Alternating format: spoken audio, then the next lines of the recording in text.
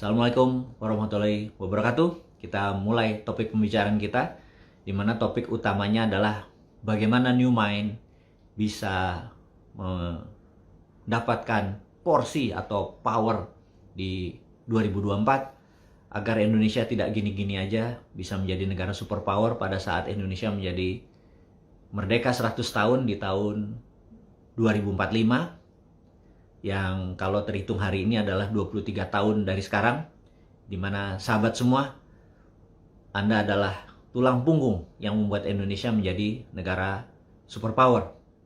Dan kita tahu kita tidak boleh bergantung dengan negara manapun, tetapi kita harus bekerja sama dengan siapapun. Jadi kolaborasi itu wajib, tetapi bergantung itu hanya pada Allah Subhanahu wa Ta'ala. Wah, sekali-sekali kita ngomong jadi ustadz gitu ya. Sahabat semua, sebelum masuk ke topik utama tersebut, kita mengabari nomor satu adalah alhamdulillah kita saat ini bisa melakukan live kembali di IG, karena kita tahu hampir 9 bulan kita di ban, kena shadow ban. Anda mengerti sekali bahwa beberapa konten-konten kita sangat kencang dan itu di ban. Nah, cara ngebandnya Anda semua tahu, berkali-kali kita sudah kabari, adalah bukan dengan komen-komen buzzer yang menyerang, tetapi melaporkan langsung. Berarti ada 1000 akun misalnya melaporkan kepada pusatnya Instagram, Facebook, mengatakan bahwa akun ini mengandung pornografi misalnya kayak gitu. Maka kita di ban gitu ya. Nah, kalau shadow ban itu akun kita tidak bisa live, dan kedua, akun kita tidak jalan. Jadi Anda harus masuk dulu ke akunnya Mardigu, baru Anda bisa berkomunikasi atau melihat. Tidak jalan, kalau Anda scroll itu tidak keluar. Bahkan kalau Anda nggak nyari ya nggak pernah dapat. Bahkan beberapa teman mau men-follow aja susahnya setengah mati. Jadi ya kita paham sekali. Karena bukan saja kita ini memberikan alternatif lain di dalam bernegara, tetapi kita juga mempromosikan namanya natural herd immunity atau imunitas yang natural ketimbang unnatural yang menggunakan vaksin. Ini misalnya saja, dan itu dianggap melanggar konsensus WHO. Padahal setelah kita pelajari, ternyata konsensus WHO itu vaksin adalah suggested atau disarankan, sementara di beberapa wilayah termasuk Indonesia vaksin itu mandatori atau wajib. Tapi nggak apa-apa. Ini hanya kita menyuarakan apa pendapat kita, bahwa kita menganggap vaksin itu nggak usah mandatori atau fardu ain gitu ya. Vaksin itu adalah suggested, disarankan kepada mereka yang rawan terhadap penyakit bawaan yang udah kronis, kemudian juga mereka-mereka yang imunitasnya rendah, titer antibodinya rendah, dan itu semua bisa terukur. Dan bagi saya, anak-anak di bawah 15 tahun kalau bisa ya nggak usah divaksin, karena mereka titer antibodinya pada tinggi semua gitu ya. Nah, tapi kita nggak tahu lah, mungkin ada untung beberapa orang dengan adanya vaksin dapat kickback. Itu kan gosip-gosip di belakang layar gitu ya. Tapi bukan itu poinnya kita membicarakan kali ini. Itu biarlah nanti the truth suatu hari akan terbuka gitu ya. Yang jelas adalah saat ini kita menyarankan adalah sahabat semua untuk menjaga imunitas tubuhnya dengan sehat, selalu olahraga dan lain sebagainya, supaya natural, memakan jamu dan lain sebagainya. Nah, jadi alhamdulillah yang jelas akun kita saat ini sudah kembali normal. Kita mengikuti semua seperti orang lain, di mana kritik-kritik pun plus membangun. Padahal dari dulu juga kritiknya membangun. Kemudian juga kita tidak mempromosikan lagi untuk natural herd immunity. Kita ngikutin aja globalis bilang ayo vaksin, ya udah ayo gitu ya, gak apa-apa, terus dukung, mudah-mudahan jadi dubes di Mars gitu kan gitu. Jadi nomor satu, kita ngabari bahwa sekarang kita sudah bisa live lagi. Nomor dua, yang kita mau informasikan adalah hari ini Dinaran ulang tahun kedua. Jadi saya mengucapkan selamat ulang tahun kepada Dinaran, di mana Dinaran yang saat ini menjadi sebuah aplikasi yang cukup breakthrough. Jadi bagi mereka yang memiliki transaksi ini ya, transaksi 2 juta, Anda akan mendapatkan dari Bank Mandiri ini kartu, dan ini dari BCA gratis Anda akan dapat kalau Anda selama ulang tahun ini sampai beberapa hari ke depan. Dan yang tak kalah penting dan luar biasa adalah Dinaran, Anda tahu, memiliki debit card, dimana kalau Anda menaruh uang 10 juta di rekening Dinaran, Anda ada 10 gram emas dan ada 10 juta rupiah. Dan rupiahnya Anda bisa ambil dimanapun, di ATM, atau Anda bisa menggunakan ini di edisi. Anda belanja di Indomaret, di Alfamidi, dan lain sebagainya. Anda belanja 500.000, maka gramasi emas pun berkurang 500.000. Dan ini adalah satu-satunya di dunia sebuah aplikasi berbasis emas untuk Anda semua bisa rupiahnya memiliki back by gold, atau bukannya rubelnya Rusia saja yang back by gold, tapi rupiah Anda back by gold. Ini lebih dulu kita miliki daripada Putin yang mendeklar rubel back by gold. Jadi rupiah back by gold ini dengan adanya dengan adanya Dinaran, hal ini sudah membuat kita menjadi breakthrough, terobosan. Ini udah 2 tahun hari ini, alhamdulillah berjalan cukup bagus. Ada 300.000 nasabahnya Dinaran saat ini yang memanfaatkan debit card tadi. Dan teman-teman, bagi Anda yang mengikuti Bosman, maka pasti berita internasional atau geopolitik tidak mungkin terabaikan. Apa itu geopolitik? Geopolitik adalah politik kawasan. Kalau politik dalam negeri, misalnya Golkar lagi ngedeketin Demokrat gitu ya. Kenapa? Karena kalau Demokrat biru, Golkar kuning, jadi kayak Ukraina gitu ya. Ya gitu. Terus ya kita wajar, dan itu menjadi gosip di kalangan komunitas di warung mendiskusikan itu. Kemudian tapi yang saya tahu, karenanya Nasdem ini bersumpah tidak akan pernah bergabung dengan Golkar, katanya bersumpah. Kenapa? Karena kalau digabung namanya jadi Nasgor gitu ya, gitu. Nih, ini joke gitu ya. Jadi karena itu mereka bersumpah nggak mau gabung gitu ya. Nah, dan itu namanya politik dalam negeri. Kalau geopolitik itu kita membicarakan politik kawasan. Jadi kekuatan politik Indonesia untuk mempengaruhi Singapura yang di belakangnya Amerika yang memesan, oke, itu Abdul Somad jangan masuk gitu ya, supaya nanti ribut di Indonesia.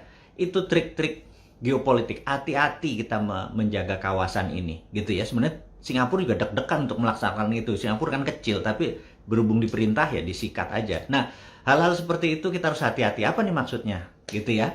Jadi jangan langsung rame di apa yang dilakukan, tetapi di behind the scene-nya, itu namanya geopolitik. Jadi teman-teman, kemudian ada lagi geopolitik yang lain yang saat ini kita tahu adalah Ukraina dan Rusia. Itu udah banyak yang membahas. Bosman kali ini mungkin lewat aja, sekilas aja. Yang jelas kita mau mengingatkan bahwa karena jarangnya berita internasional itu ada di Indonesia, di media mainstream jarang sekali, bahkan jarang peminat, maka kita mengingatkan. Jadi sahabat semua, Brazil, mulai dari Brazil, saat ini inflasinya sampai 35%, bisa dibayangkan. 35% di tahun ini aja. Dan di Argentina, tahun ini 50%. Bisa sahabat bayangkan. Kenapa mereka mendadak terjadi inflasi segitu besar? Karena mereka tidak punya energi. Mereka tidak punya sumber bahan bakar, negaranya harus impor. Dan itu memukul ekonomi. Nah, hal-hal seperti begini itu kelebihan dari komunitas yang mengikuti Bosman. Karena kita bukan hanya sekedar ngomong doang, kita pancing untuk menimbul rasa, loh kok bisa ya Anda nge-search berita informasi tersebut, Anda ada gitu ya. Kemudian saat ini informasi berita luar negeri ini penting. Jadi di zaman saya muda gitu ya, kan saya udah umuran ini, malu juga nih saya sebenarnya. Dulu kalau nonton bioskop itu berita pertama, yang pertama itu bukan iklan, tetapi berita dunia gitu ya, world news gitu ya.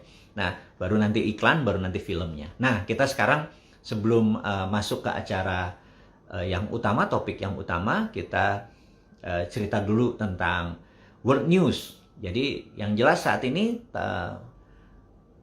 tentara China di Tiongkok sedang latihan perang, latihan perang-perangan bagaimana mencaplok Taiwan. Jadi mereka memuterin Taiwan. Jadi mereka lagi latihan perang saat ini.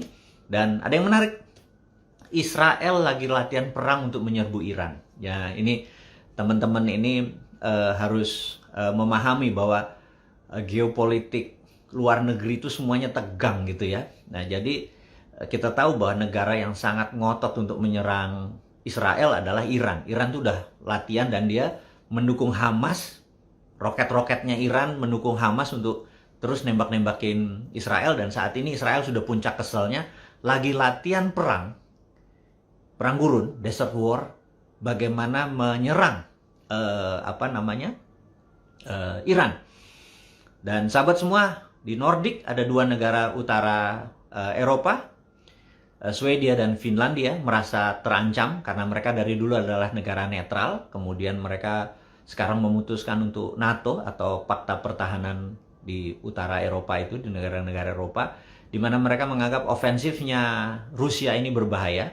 Karena kita tahu ada negara Eropa yang berbatasan langsung dengan Rusia adalah Ukraina, cukup besar wilayahnya. Kemudian di utaranya Ukraina itu ada Belarus.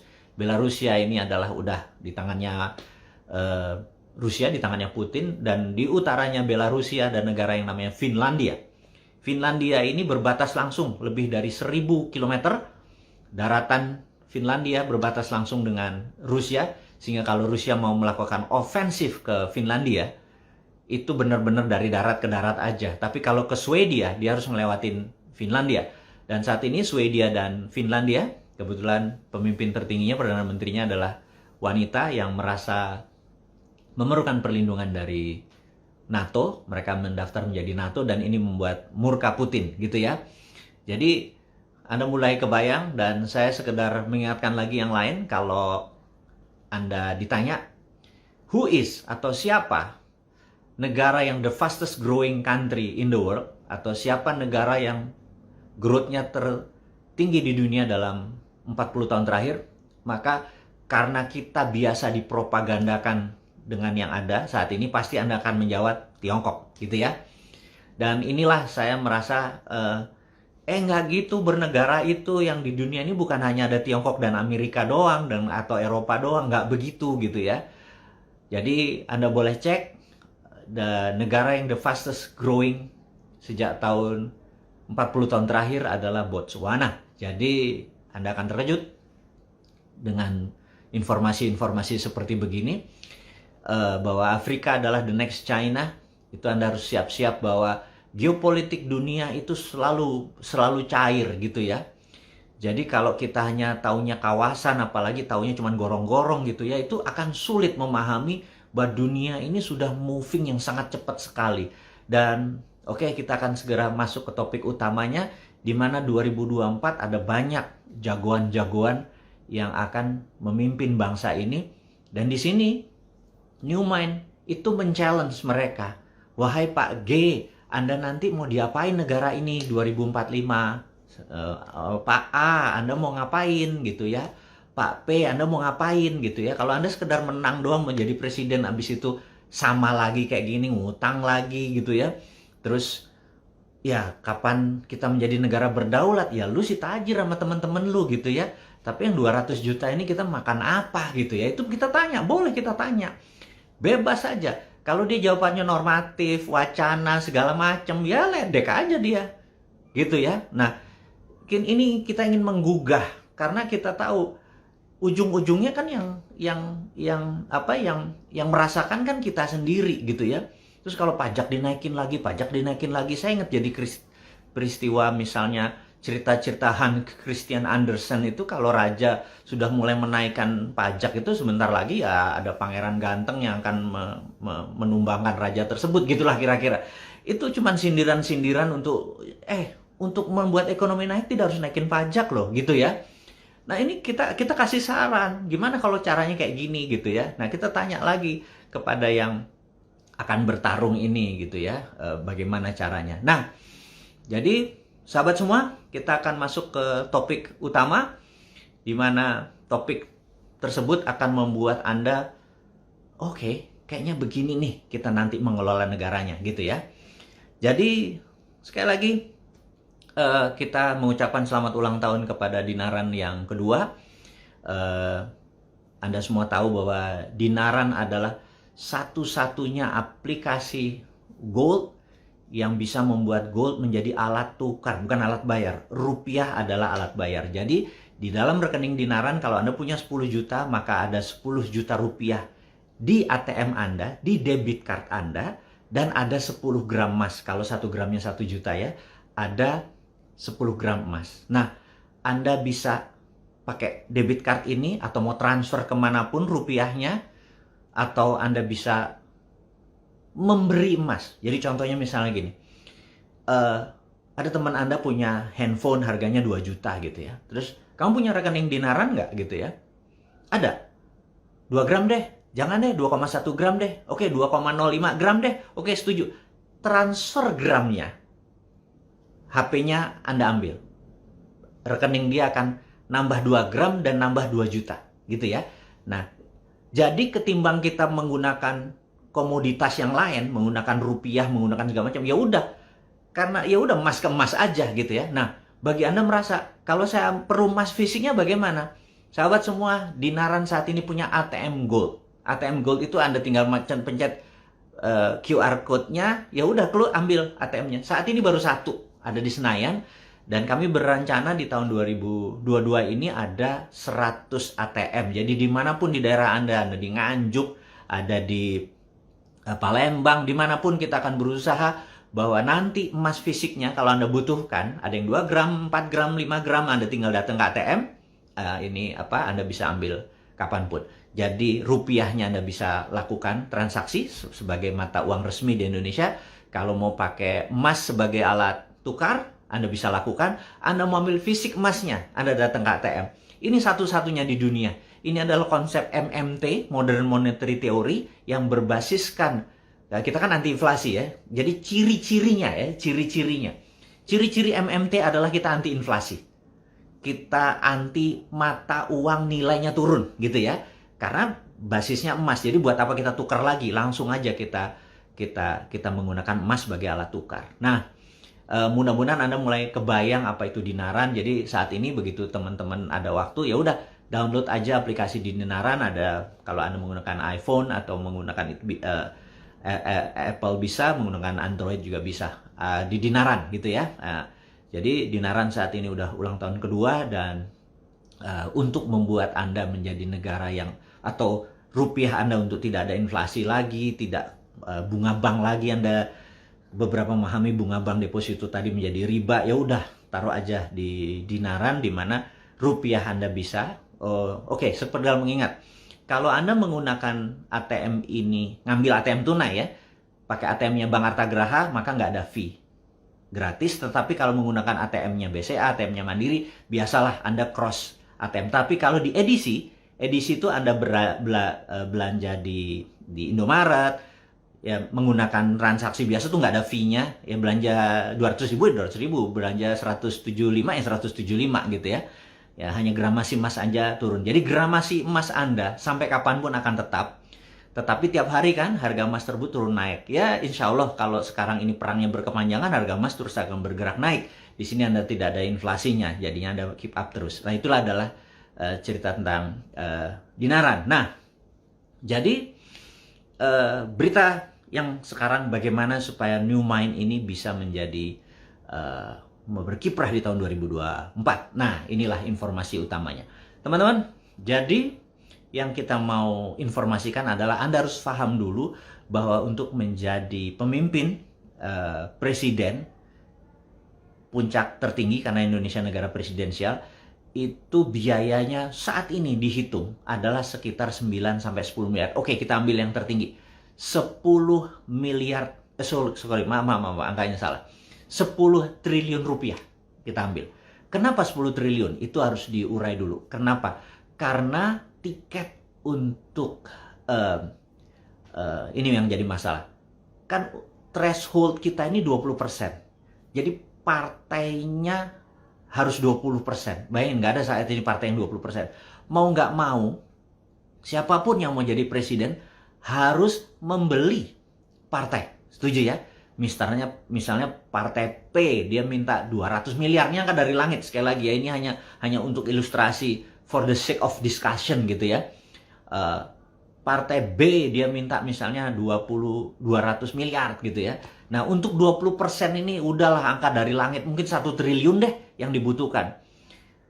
Ini dagang sapi, tapi itu realita. Karena kita saat ini thresholdnya 20%. Kalau thresholdnya 0%, Bosman udah maju duluan, apalagi independen gitu ya. Boleh independen seperti gubernur boleh independen, bupati boleh independen. Presiden kalau independen, maju kita. Walaupun moderat ya, modal dengkul urat ya, modal bismillah doang gitu, maju kita gitu. Ujung-ujungnya kan kalah terhormat, bukan daripada ngomong-ngomong doang. Tapi gimana mau maju sekarang? Partainya belum ada. Nah, angka 1 triliun itu kira-kira untuk membeli partai, membeli perahu. Setelah kita punya perahu, itu nggak sederhana. Karena kita harus membeli media. Kita harus mempoles. Bosman ini terlihat suci gitu misalnya gitu ya. Oh, Bosman punya rumah yatim Indonesia dari udah 26 tahun. Oh, diomongin padahal saya nggak pernah. Udah janganlah, anak yatim masa dijual sih, saya pikir gitu. Gue juga anak yatim gitu. Jadi saya pikir tapi itu ya demi terlihat suci, demi terlihat pinter, demi terlihat sukses. 1 triliun lah dananya untuk membeli media, membeli endorser gitu ya, segitu. Nah, kemudian yang tidak kalah penting gitu ya, yang tidak kalah penting adalah membeli saksi. Bayangin, kita tahu kalau main di permukaan di dunia politik itu ada dark side-nya, ada sisi gelapnya gitu ya. Misalnya kita membeli saksi untuk supaya kotak suara kita di daerah tertentu di mana suara kita mayoritas supaya nggak dibuang, supaya nggak dijegal sama lawan politik kita harus ada yang ngawal, dan itu cukup mahal gitu ya. Nah, teman-teman, angka 10 triliun itu menjadi realistik, tetapi 10 triliun itu adalah dana demokrasi termurah di dunia. Di India tuh perlu 20 triliun. Mungkin ada yang 30 triliun. Narendra Modi itu 30 triliun rupiah mengeluarkannya. Si Hillary Clinton kemarin mengeluarkan duit hampir 30 triliun, 2 billion dolar, kalah juga gitu ya. Nah, jadi Indonesia ini dengan 250 juta penduduk yang mata pilihnya mungkin sekitar 200-an, ini cukup murah gitu ya. 10 triliun. Sekali lagi, bagi aja 10 triliun dibagi jumlah manusia Indonesia 250 juta yang kita bisa kirikan ke kanan kan pada saat kita menjadi memilih kuasa. Nah, berita yang harus kita mungkin kita anggap berita buruk. Siapapun yang nanti di tahun 2024 yang sekarang ada di etalase politik ini, kayaknya nggak punya uang 9 atau 10 triliun itu gitu ya. Mau nggak mau harus terlihat cantik sekarang, harus terlihat akrab dengan masyarakat, harus banyak muncul di sosial media, harus banyak kunjungan-kunjungan gitu ya, supaya diliput sama media massa, supaya Anda semua terpesona. Nah, tujuan terpesona tuh apa? Untuk bohirnya, untuk sponsornya, untuk oligar-oligar ini yang punya duit kan oligar. Wah, kayaknya dia deh. Nah, nanti kalau dia jadi, ini gue bisa dimainin nih sama dia, bener nggak? Dibeli. Jadi yang punya 11 triliun kan Bosman doang. Gitu ya. Yang nggak bakal pakai oligar gitu ya. Kenapa? Karena saya punya Anda semua gitu yang gila gitu ya, yang sontoloyo gitu. Kalau yang lain kan pakai oligar, kita nggak bakal pakai oligar gitu. Oligar sama kita ntar juga bakal berbeda skenario-nya. Oke. Jadi itulah yang terjadi. Jadi coba sekarang Anda pilih mata Anda pilih, gue pilih si A deh gitu ya. Gue pilih si B deh, gue pilih si C deh.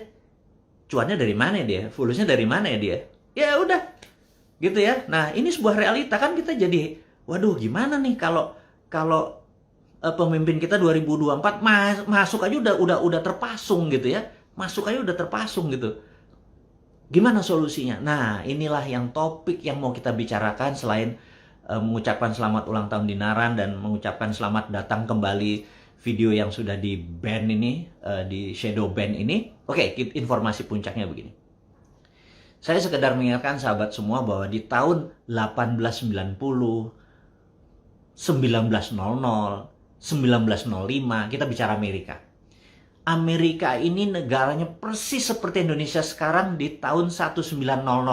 10 tahun setelahnya dan 10 tahun sebelumnya. Nah, apa itu? Karena oligar, orang kaya, plutokrasi, orang-orang kaya itu mengendalikan jalannya pemerintahan. Jadi kita tahu di tahun 18 sekian sampai 19 awal itu ada yang namanya JP Morgan, ada yang namanya Vanderbilt, ada yang namanya Rockefeller, ada yang namanya John Paul Getty. Ada banyak sekali orang-orang kaya, termasuk Andrew Carnegie gitu ya, yang membeli politician. Jadi siapapun presidennya dia yang pasti sponsor. Dan apa yang terjadi?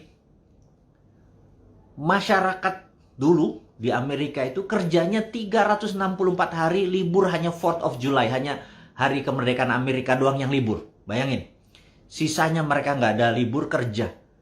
Jadi kehidupan antara orang kaya, orang miskin, disparitas yang kiri besar sekali. Yang kaya sangat kaya, yang miskin pol gitu ya. Nah, ini berlangsung sudah lama sekali. Asal presidennya dibayar, ya sudah. Dia jadi dan dia tidak bisa mengganggu. Andrew Carnegie dengan steelnya, dengan perusahaan bajanya yang orang kerjanya nggak ada lembur, mati ya sudah gitu ya. Terus JP Morgan apalagi dengan kejamnya gitu ya, Goldman. Dan orang-orang seperti ini, itu udah bayar aja.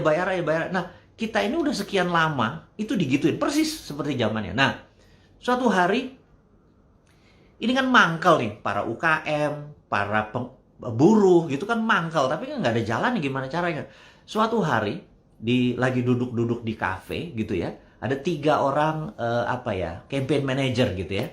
Campaign manager ini melihat ada seorang yang lagi shoe shining, lagi ngebersihin sepatu, lagi nyemir sepatu. Kan dulu zaman baheula teh itu kan duduk dia, terus kemudian ada orang yang pakai anduk membersihkan sepatunya gitu ya. Nah, 3 orang nih menatap pria yang sama. Mereka bilang, ini orang bisa jadi presiden loh gitu ya.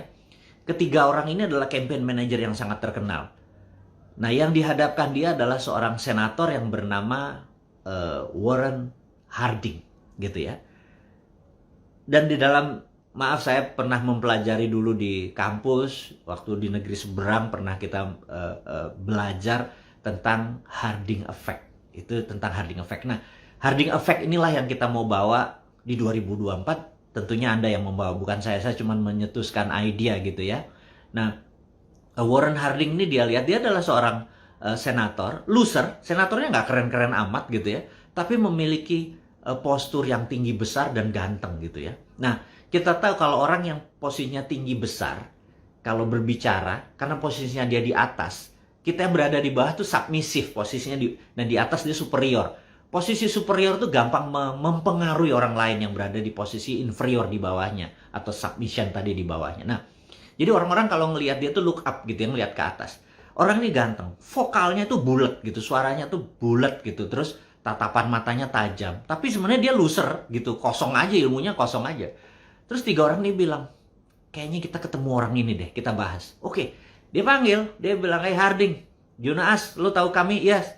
Lo mau nggak jadi presiden Amerika? Mau, kata dia gitu. Tapi syaratnya satu, lo ikuti maunya kita. Lo ikuti cara mainnya dia, di-train cara ngomong depan publik, kontennya dia buat, dan lain sebagainya. Nah, singkat cerita, uangnya dari mana? Itu kan? Dari mana uangnya? Nah, gimana kalau uangnya ngumpulin dari UKM, dari para buruh, dari para petani, dari para nelayan? Ini contoh aja. Ambil dari langit. Anggap orang itu adalah nobody, bukan bosman ya. Bosman yang nggak cukup ganteng, nggak cukup tinggi, nggak cukup keren vokalnya gitu ya. X kita ambil, X. Nobody, X gitu ya. Nah, X ini perlu duit 10 triliun. Kalau ada 2 juta, sahabat kita nih, UKMers, nelayan, petani, 2 juta orang, ngasih 5 juta rupiah masing-masing. Itu akan mendapatkan 10 triliun, betul ya? Atau kita balik. Ada 5 juta sahabat kita yang merasa gue nggak mau lagi sama oligarki, gue nggak mau lagi dikerjain sama politikus kayak gini, kita harus menjalankan strategi ini. 5 juta orang gila ini, masing-masing ngasih 2 juta perak aja. 2 juta itu 10 triliun gitu ya. Atau kita ambil lah, ada 10 juta orang, masing-masing ngasih 1 juta perak, itu juga 10 triliun gitu ya. Nah, ini kita balik lagi ke Warren Harding. Dia bilang, kami bertiga ini ngumpulin UKM yang dilindas sama oligarki. Kita ngumpulin orang-orang buruh yang tertindas ini. To make story short, terkumpul duitnya. Dan akhirnya Warren Harding menjadi presiden Amerika di tahun, saya lupa angkanya ya, 1919 atau 1921. Karena dia jadi presiden cuma 2 tahun, dia meninggal. Nah, yang mau diceritakan itu adalah begini. Begitu Warren Harding jadi presiden, dia buat kebijakan untuk memajaki orang kaya, mempermudah orang-orang yang di bottom of pyramid, memberikan kredit yang sangat murah, money turun ke UKM-UKM, ekonomi sangat muter. Wah, konglomerat ini, oligarki ini marah, mereka melakukan penggencetan, penekanan buruh, tapi buruh sekarang jadi berani gitu ya. Nah, terus Amerika goncang tahun 1921, 23, 24, goncang karena orang-orang kayaknya goncang. Resesi di mana-mana dengan gerakan, dan 1929 kita tahu saham Amerika ambruk gitu ya. Di tahun 1933 FDR, Franklin Delano Roosevelt jadi presiden Amerika. Dia mulai printing money dengan strateginya membangun 100 jalan utama di Amerika dan anak jalannya, printing money untuk buat mobil-mobil di Amerika sebagai kendaraan yang isi jalan tadi. Jangan kita bangun jalan tol tapi isinya mobil Amerika, mobil Cina gitu ya. Kalau di Amerika tuh bangun isinya untuk membangun ekonominya Amerika. Nah, sejak saat itu di 1933, 15 tahun setelah peristiwa Harding ini, itu orang kayanya memegang sepertiga ekonomi Amerika, UKM megang sepertiga, dan government megang sepertiga. Ingat, dulu government Amerika itu hanya punya 20%, yang 80%-nya oligarki. Government Amerika tuh bisa, Anda boleh cek di Wikipedia kalau perlu belajar. Bahwa di tahun 1900, Federal Reserve itu, Federal Reserve baru ada tahun berapa ya? 19 something gitu ya, setelah resesi Great Depression. Tapi seluruh bank di Amerika, kalau di total, masih kayanya, isinya ya uang-uangnya oligarki ini. Nah, sahabat semua, jadi setelah itu balance. Amerika jadi negara swasta. Jadi government-nya punya sepertiga, UKM punya sepertiga, dan oligarnya punya sepertiga. Dan berjalan seperti sekarang sampai tahun 1971. Itu nanti cerita di sesi berikutnya. Ini kepanjangan ini, udah lu nggak bayar lagi, lu kasih ilmu yang banyak banget gitu ya. Oke, kita singkat cerita. Jadi, sahabat semua, jangan Anda pesimis bahwa New Mind ini tidak tidak berpotensi di 2024. Karena Anda, jadi siapa yang ngerjakan? Yuk, kita buat Harding Effect-nya. Anda jadi 3 orang tadi, campaign manager tadi. Anda yang gulung tangan. Anda sebarkan informasi ini kepada seluruh rakyat Indonesia, kepada seluruh sahabat Anda. Anda bisa pilih siapa jadi Warren Harding-nya. Yang penting, nanti kita bisa manfaatkan ini untuk oligarki yang memegang 80% kekayaan dan 20% pemerintah tadi yang saat ini UKM tadi nggak bergerak, buruh nggak bergerak, kita cuma dijatahin gitu ya, terus semua dijatahin. Kita ini harus menjadi negara berdaulat. Untuk 2045 Indonesia menjadi negara superpower, ini harus rata. Kekayaan itu harus dibagi rata kepada rakyat, negara, dan oligarki itu juga rakyat gitu ya. Jangan lulu doang gitu ya. Nah, siapa nih yang bergerak? Apakah yang ada di etalase sekarang yang mau bergerak? Enggak, udah gitu aja. Andalah yang mau berubah. Jangan nganggap saya ini provokator, saya cuma ide. Sekali lagi, yuk gulung tangan. Anda yang memimpin, Anda yang berubah, Anda yang membuat perubahan ini di Indonesia. Cucu kita atau anak kita akan bilang, kakek gua pejuangnya. yang membuat Indonesia menjadi negara berdaulat di 2045, yang Indonesia menjadi sejajar dengan Tiongkok gitu ya. Kita bukan menjadi negara market lagi, menjadi pasarnya Amerika, menjadi pasarnya Tiongkok, bahan bakunya dikeduk kemudian dibalikin lagi berupa produk. Nggak mau.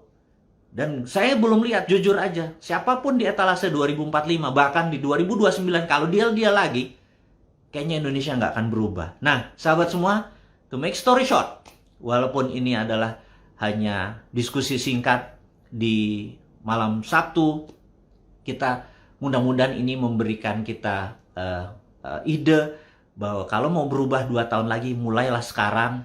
Kalau Anda mau menjadi something, ya creating to happen, ciptakan sesuatu yang terjadi. Jangan wondering what happen, ada apa ini ya gitu ya. Dan sahabat semua, akhirul kalam, mohon maaf jika ada yang tersinggung dengan kata-kata saya, dengan bentuk-bentuk kritikan saya tadi. Tapi yang saya harap ini adalah solusi buat kita semua, bisa melakukan sesuatu yang baru. Yuk kita bergerak bersama. Gunakan platform-platform media sosial Anda untuk mendiskusikan topik-topik ini. Dan bahwa kita menjadi mover, penggerak, yang Pak Karno mengatakan berikan saya 1000 pemuda, kita guncang dunia. 1000 pemuda itu adalah Anda, kita guncang dunia. Terima kasih dari saya. Selamat malam. Wassalamualaikum warahmatullahi wabarakatuh.